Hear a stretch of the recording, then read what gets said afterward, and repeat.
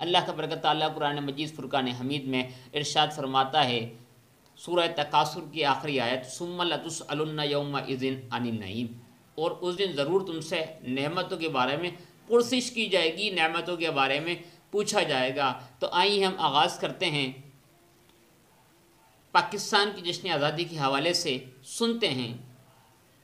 شہید تم سے یہ کہہ رہے ہیں لہو ہمارا بھولا نہ دینا، قسم ہے تم کو اے سرفروشو لہو ہمارا بھولا نہ دینا، وضو ہم اپنے لہو میں کر کے خدا کے ہاں ٹھہرے ہیں، ہم اپنا عہد نبھا چکے ہیں، تم اپنا عہد بھلا نہ دینا۔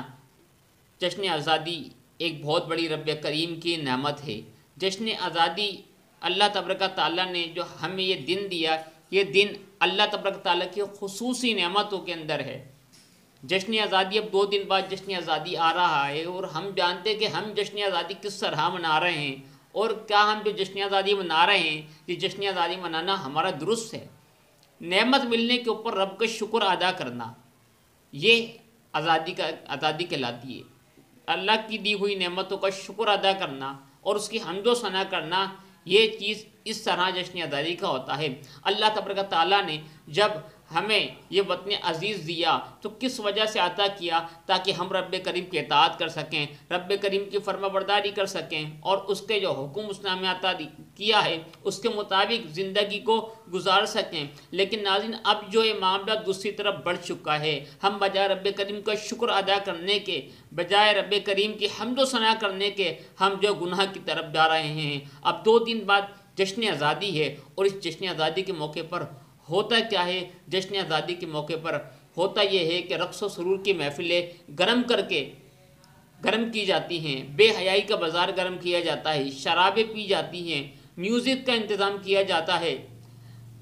نوجوان ہمارے جو ہیں یہ ون ویلنگ کرتے ہیں، گاڑیوں کے سائلنسر نکال دیے جاتے ہیں، شور و گل پورے دنیا میں، پورے پاکستان بھر میں جشن آزادی جہاں جہاں منائی جاتی ہے وہاں پر یہ شور و گل اڑ جاتا ہے۔ اور آپ دیکھ سکتے ہیں کہ اس کی وجہ سے، ہماری شور و گل کی وجہ سے، ہماری اس رقص و سرور کی وجہ سے، میوزک پارٹیوں کی وجہ سے کیا ہوتا ہے کہ گھر کے اندر جو موجود بیمار لوگ بھی ہوتے ہیں، جن کے آرام میں خلل آتا ہے، کہیں پر عیادت کے مسائل پر ہوتے ہیں، کہیں پر جو ہے وصال کے مسائل ہوتے ہیں، کہ کہیں پر کسی کا انتقال ہو جاتا ہے، اور یہ شور شرابہ شور و گل سر پہ اٹھا لیا جاتا ہے، اور اٹھانے کے بعد جو لوگوں کو بڑے بری طرح ستایا جاتا ہے۔ یاد رکھیں، ہم جشن آزادی منا رہے ہیں لیکن اس کے ساتھ حقوق عباد جو ہے یہ تلف کر رہے ہیں۔ میں آپ سے سوال کرنا چاہتا ہوں، کیا یہ شرابیں پینے پاکستان اس لیے ملا تھا کہ اس میں شرابیں پی جائیں؟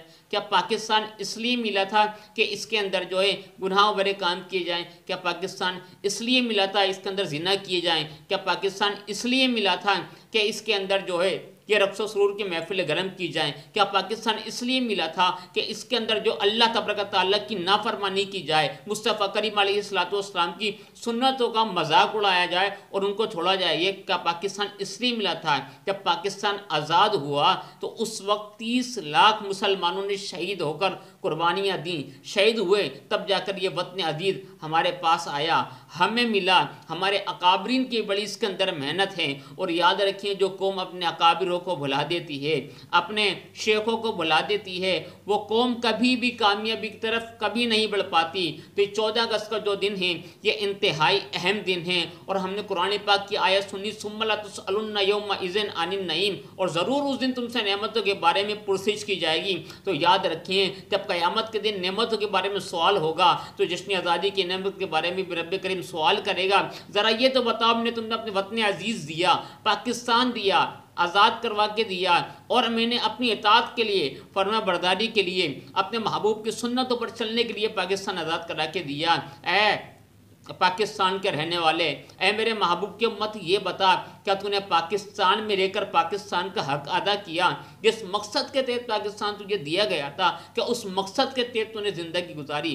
آج پاکستان جو ملا تو اس کا مطلب کیا ہے؟ پاکستان کا مطلب یہ ہے لا الہ الا اللہ، کہ اللہ کے سوا کوئی معبود نہیں ہے۔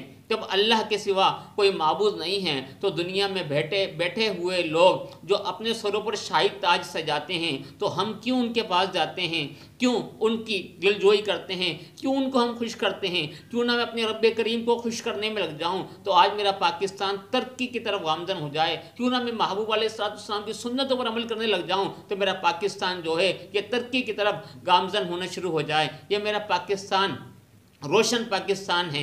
अकाबरीन ने रोशन पाकिस्तान दिया है, अकाबरीन ने रोशन पाकिस्तान देकर हमें बता दिया कि अगर इसके अंदर अल्लाह और उसके रसूल की फर्मा बरदारी वाले काम होते रहेंगे तो यह पाकिस्तान तरक्की की तरफ गामजन रहेगा।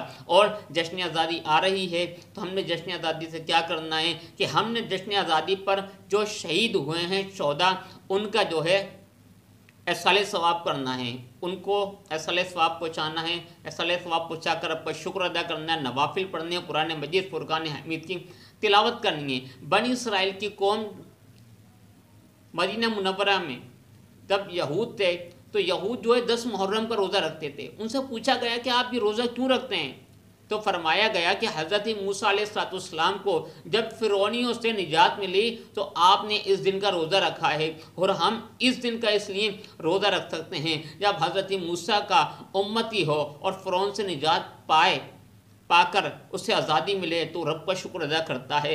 हम तो रब करीम के उस महबूब के उम्मत हैं जिससे रब करीम खुद प्यार करता है।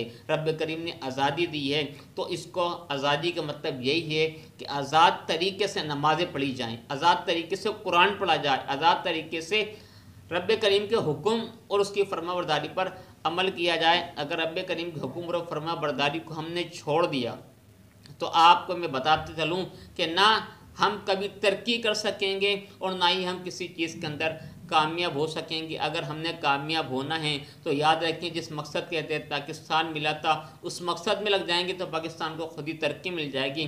जब पाकिस्तान को कैसे तरक्की मिलेगी जब हम रब की रज़ा में लग जाएंगे। लोग बोलें कि नमाज़ पढ़ेंगे तो उसमें पाकिस्तान की तरक्की कैसे होगी, कुरान पढ़ेंगे तो पाकिस्तान की तरक्की कैसे होगी। जब नमाज़ पढ़ेंगे कुरान पढ़ेंगे तो गुनाहों से जो है हमारे दिल को निजात मिलेगी, हमारे वजूद को हमारे ज़ाहिर हमारा बातिन गुनाहों से पाक होगा, सूद हटेगा, रिश्वत हटेगी, करप्शन हटेंगे, गुनाहों बड़े मामला ख़त्म होंगे तो हमारा मुल्क पाकिस्तान तरक्की की तरफ आ जाएगा। तो याद रखिए 14 अगस्त पर हमने शहीद 14 को इसाले सवाब करना है, अपने अकाबरीन को इसाले सवाब करना है जिन्होंने पाकिस्तान की खातिर कुर्बानियाँ की हैं, उनको हमने जो है इसाले सवाब करना है। अल्लाह करीम हमें जश्न आज़ादी को रब करीम और उसके महबूब की इताअत और फरमाबरदारी के मुताबिक जो उसने हुक्म दिया है उसके मुताबिक आज़ादी का जिस तरह कहा गया है उस तरह वो दिन मनाने का रब का शुक्र अदा करने के रब करीम हमें तौफीक अता फरमाए। दुआ में याद रखिएगा। अस्सलामु अलैकुम वरहमतुल्लाहि वबरकातुहू। पाकिस्तान जिंदाबाद।